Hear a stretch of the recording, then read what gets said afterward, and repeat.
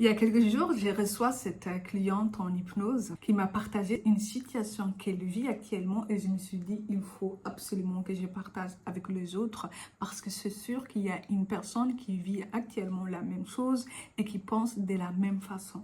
Quand elle s'est présentée, c'est une femme vraiment brillante et magnifique. Elle me fait, Madia, j'ai l'impression qu'Allah m'a complètement abandonnée. Pourtant, je suis quelqu'un qui prie, je suis quelqu'un qui gêne, je suis quelqu'un qui fait tout ce qu'il a demandé, mais en fait, dans les moments de difficulté, Allah n'est jamais là pour moi. Pourquoi? Alors que j'ai fait tout ce qu'il m'a demandé, ma vie n'est qu'un échec sur échec. Écoutez, si toi aussi tu te retrouves dans ce genre de situation, il faut absolument que tu regardes cette vidéo parce que non, Allah ne t'a pas oublié. Allah ne t'a pas abandonné. Et si tu as cette impression qu'Allah t'abandonne toujours dans les moments de difficulté, n'ose plus lui demander quoi que ce soit parce qu'il ne répond jamais, eh bien cette vidéo s'adresse à toi. Donc regarde jusqu'à la fin. Hello les amis, bienvenue sur ma chaîne YouTube, je suis Madia et aujourd'hui on va parler d'un sujet important. Comment dans les moments de difficulté, quand tout semble bloqué, noir, qu'il n'y a aucune issue, garder sa confiance en Allah et préserver sa foi pour la consolider. Parce que c'est ça la bonne attitude à avoir. Tout le monde a des problèmes, mais comment tu vas faire face à ces problèmes en ayant ta foi et sans plus attendre, allant droit au but. Premièrement, oublier les généralisations. Qu'est-ce que ça veut dire? C'est-à-dire que pause déjà, respire, parce que je sais ce que vous faites. À partir du moment où il y a quelque chose qui ne va pas, vous aimez dire toute ma vie est blocage sur blocage. Est-ce que tout est aussi noir que tu le dis? Je te pose une question. Pause, respire et réfléchis à ta situation. Parce qu'en fait, vous aimez oublier toutes les bénédictions qu'Allah vous a données en vous focalisant sur la seule chose qui ne marche pas.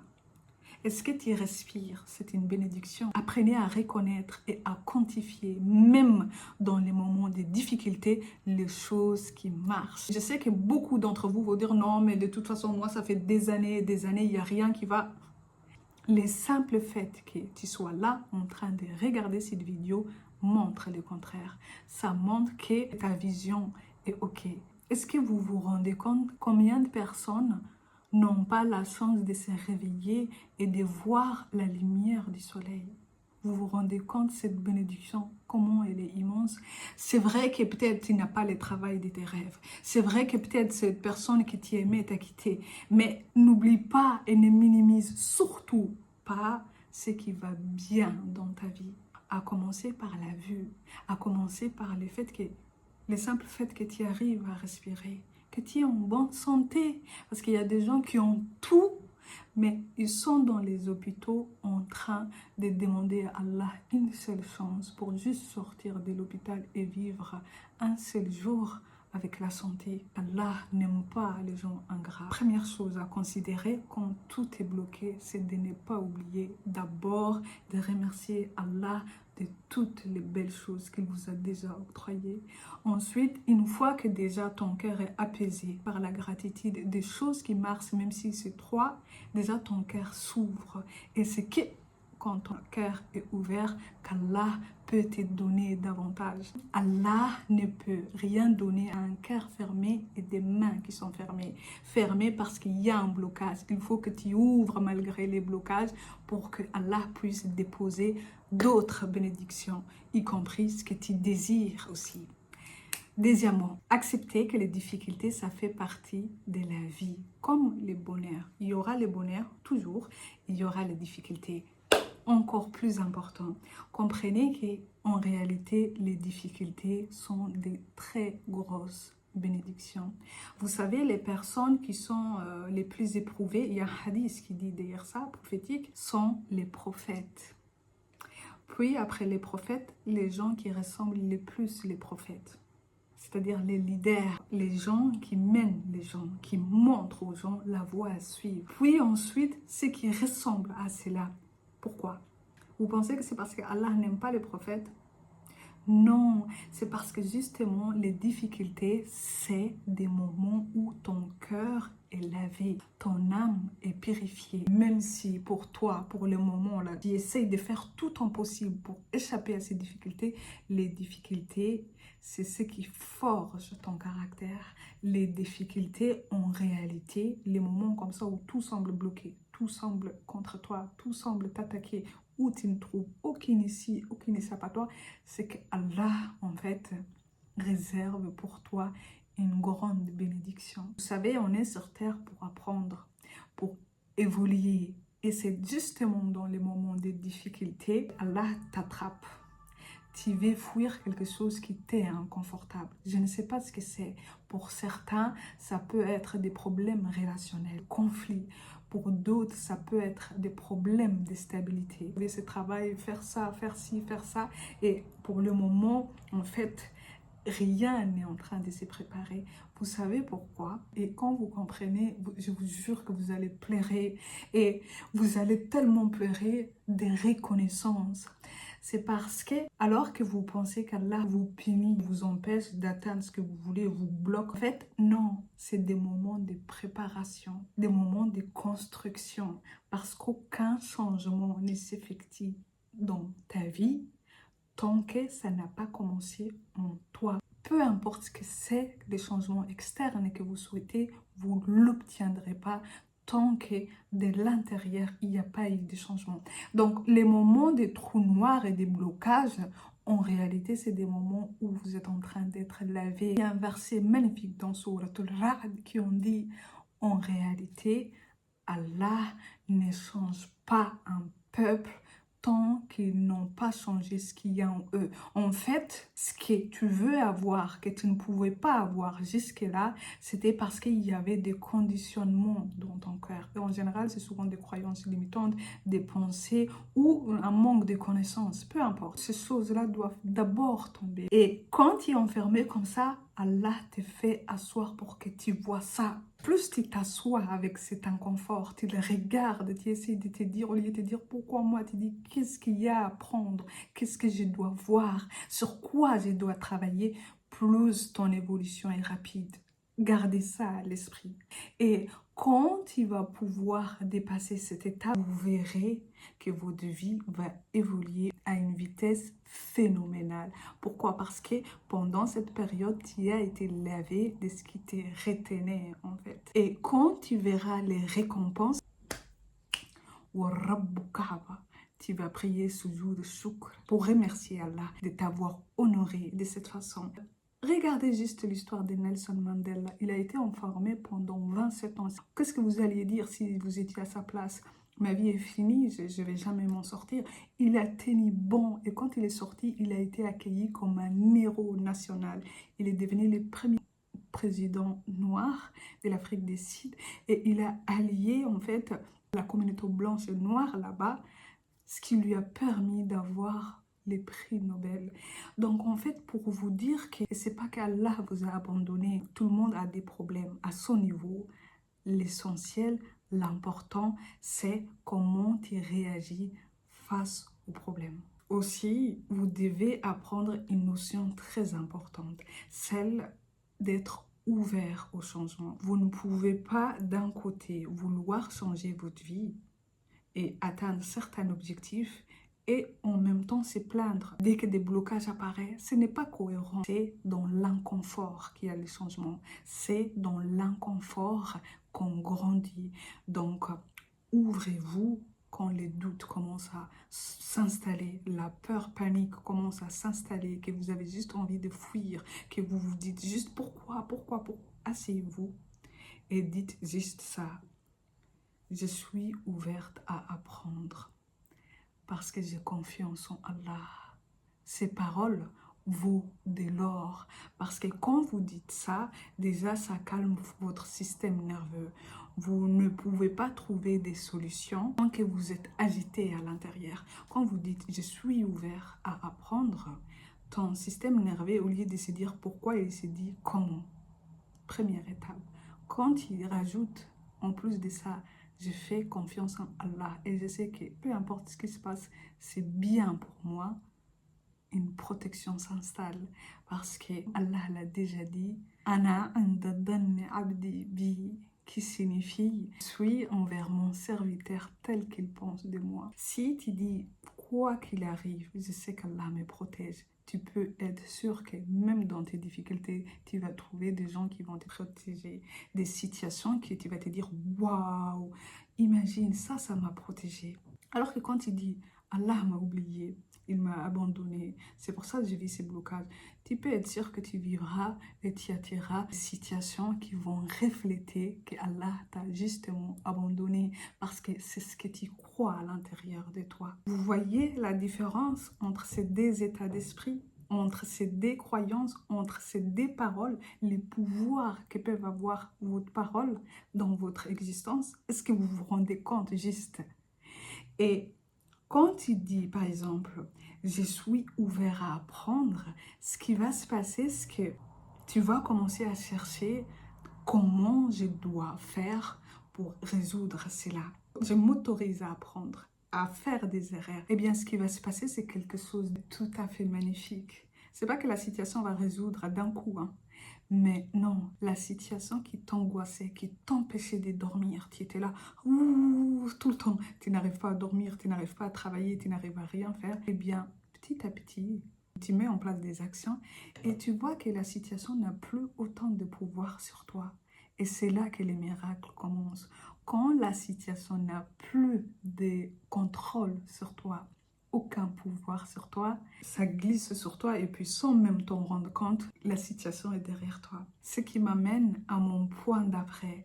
Les choses peuvent changer en un clin d'œil. En un clin d'œil, tu étais dans une situation et puis du jour au lendemain, toute la situation est finie. Ne pensez pas que parce que, je ne sais pas, 3 années ou 4 années, tu as vécu des blocages, ça veut dire que ta vie est censé être blocage. Non. Par contre, il va falloir faire un travail sur vous. Tu vas commencer à nettoyer ton corps, ton système émotionnel entier de tout ce que tu as traversé pour les laisser derrière. Et comment tu vas faire ça? C'est en te rapprochant d'Allah, tout-puissant, le miséricordieux. Moi, c'est ça qui a fait que ma vie a basculé d'un point A à un autre point.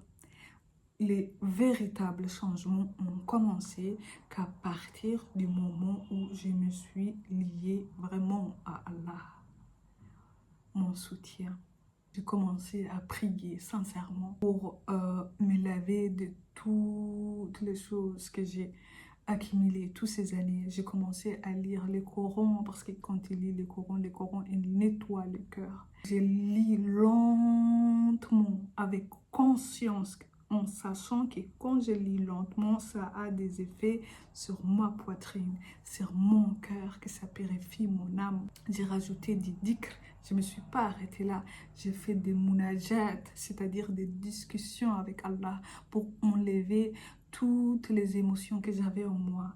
J'ai rajouté aussi un travail émotionnel qui dure maintenant depuis 3 ans. C'est l'une des choses qui pour moi a complètement aussi changé ma vie. L'hypnose, j'en parle beaucoup, hein, j'en parle beaucoup et je vois tout vos scepticismes. Pourquoi est-ce que ça marche vraiment? Ça marche. S'il y a une chose que je peux gérer après Allah, pour moi, c'est l'hypnose.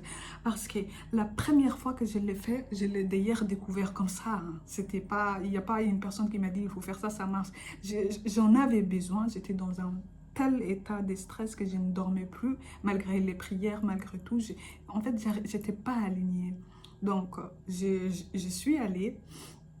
Et ce qui s'est passé, c'est que j'oublierai jamais la personne qui m'a reçu parce que toute ma voix professionnelle presque a changé depuis en fait et toute ma vie aussi. Ça m'a permis en fait de m'apaiser, à enlever beaucoup de croyances dures que j'avais en moi et que j'étais persuadée que c'était la réalité parce que l'environnement dans lequel j'ai grandi, c'était ça, il y avait ça et ils étaient sûrs.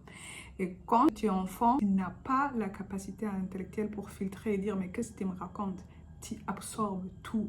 et tu deviens un adulte qui fonctionne comme il a été programmé dans l'enfance.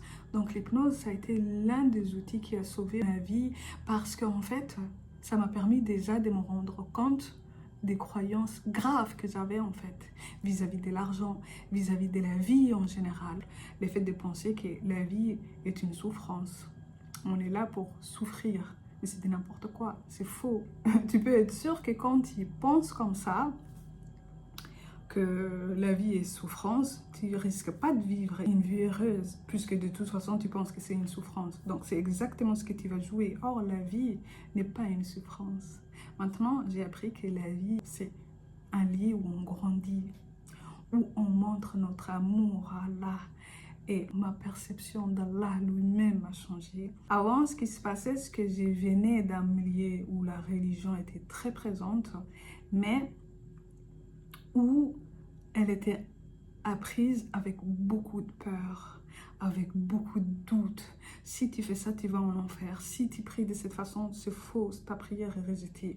Si tu as tes règles, tu ne pries pas, c'est faux, c'est complètement faux. En fait, tu peux prier alors que tu as tes règles. Tu peux prier, t'asseoir et dire « Oh ya Allah, aide-moi ». Et c'est là, j'ai dit la vivre pour m'en rendre compte. Je ne savais même pas. Moi, je pensais que quand une femme elle a ses règles, c'est fini en fait. Elle ne doit pas s'approcher des dieux parce qu'elle est sale ou elle est indisposée ou très bizarre. C'est faux. Et vous savez comment j'ai su, il faut que je vous raconte, c'est qu'une nuit, je pense que j'étais malade, j'avais aussi mes règles. Et du coup, j'étais sur les lits comme ça et j'étais triste aussi et j'ai demandé à Allah de l'aide sans prier forcément.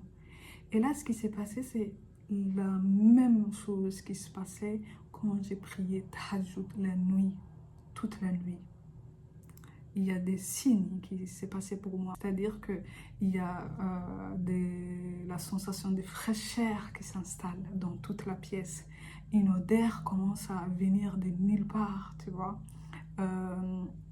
Tu sens l'apaisement, tu te sens accompagné en fait. Et toute la pièce, il y a une nouvelle odeur de muscles là qui s'installe de nulle part. Elle vient de nulle part et toute la pièce est illuminée par ça. C'est ce que j'ai vécu lors des tahajjud. Alors que j'avais mes règles, fatiguée, malade, eh bien j'ai eu les mêmes choses. Juste parce que sincèrement, j'ai demandé à Allah quelque chose. Et petit à petit, j'ai pris confiance en Allah. J'ai arrêté d'avoir peur de tout en fait. Et de me dire qu'en fait, Allah n'est pas là pour me punir, il est là pour me protéger. L'une des croyances que j'ai modifiées en fait, et qui a transformé ma relation avec Allah. J'ai commencé à faire aussi des doigts sincères, des doigts adaptés en fait à ma situation. Et en fait, j'ai commencé à voir des résultats. Je ne me suis pas arrêtée au doigt. Hein. Et ça aussi, c'est un problème que les musulmans, ils ont. J'ai pris et c'est fini, je ne fais rien. Est-ce que quand tu es malade, tu as la main qui est cassée, si tu vas prier et t'asseoir, tu vas aller voir quand même un chirurgien pour qu'on t'opère, non? Ou un médecin. Eh bien, c'est pareil. Tu pries, mais tu fais des thérapies à côté. Tu pries, mais tu écris à côté. Tu fais du journaling, tu écris, mais tu fais de l'hypnose à côté pour travailler, identifier tous tes schémas limitants, toutes tes croyances limitantes. Tu ne dis pas j'ai pris et puis j'arrête. Non, tout ça pour vous dire que votre vie n'est pas fixe. Vous savez, elle n'est pas du tout fixe et vous n'êtes pas destiné à vivre la vie que vous avez vécue jusqu'à aujourd'hui. Vous aussi, vous avez droit au bonheur. Et non, Allah ne vous a pas oublié. Allah est là. Aujourd'hui, il est là. Demain, il est là. Il veille sur toi. Il t'attend. Donc, lève-toi, prie et montre-lui que tu es reconnaissant. Reconnaissant de la vie qu'il t'a donnée. L'autre chose aussi, c'est que vous ne pouvez pas vous juger et vous attendre de faire une vie meilleure en fait. Si vous voulez quelque chose de meilleur, il faut d'abord apprécier ce que vous avez et d'apprécier les efforts que vous faites. Parce que chaque jour, vous faites de votre mieux. Et plus vite, en fait, vous vous pardonnez de ne pas avoir réussi à atteindre peut-être les objectifs que tu voulais jusqu'à présent, de t'ouvrir à faire de ton mieux et à commencer aujourd'hui. Pardonne-toi. Apprenez à vous pardonner. Apprenez à vous accepter avant de vouloir être meilleur. J'espère que cette vidéo va vous aider à vous sentir soutenu par Allah, à changer votre façon de voir la vie et elle va vous motiver vraiment à vous reprendre en main parce que non, vous n'êtes pas une victime de la vie et non, votre vie n'est pas une punition.